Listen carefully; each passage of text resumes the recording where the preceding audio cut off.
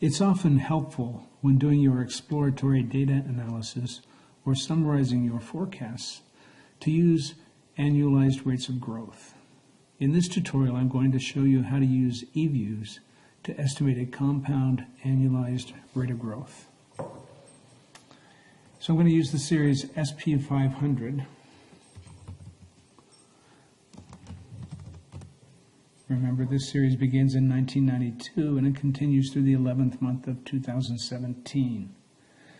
I'd like to look at the average value in 1992 and the average value in 2016 and calculate the compound annualized rate of growth for that period, those 24 years. So let me begin by looking at the summary statistics for this series and just producing a stat table.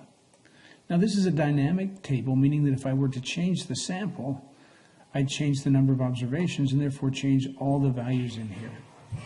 If I didn't want to do that, I would simply freeze it, and then any changes in the sample would keep all 311.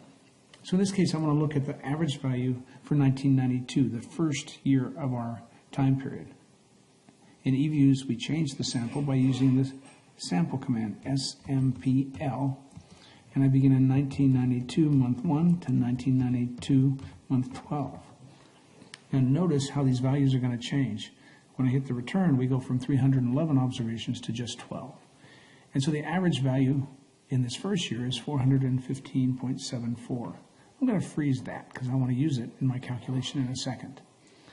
Now I'm going to change my sample period from 2016 month 1 to 2016 month 12.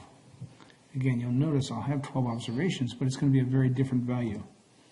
Notice it's 2092. So now I can use the show command to calculate my compound annualized rate of growth. I type show, give me two open parentheses.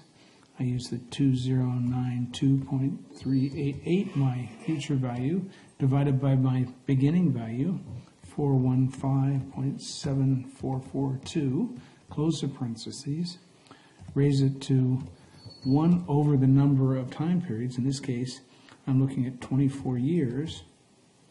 Subtract 1, close the parentheses, and multiply times 100. So the compound annualized rate of growth for the S&P 500 beginning in 1992 is 6.96%. In other words, if I took that average value of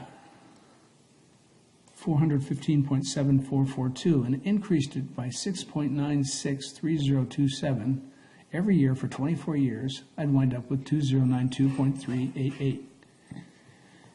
You can check it in Excel if you'd like to see if it matches.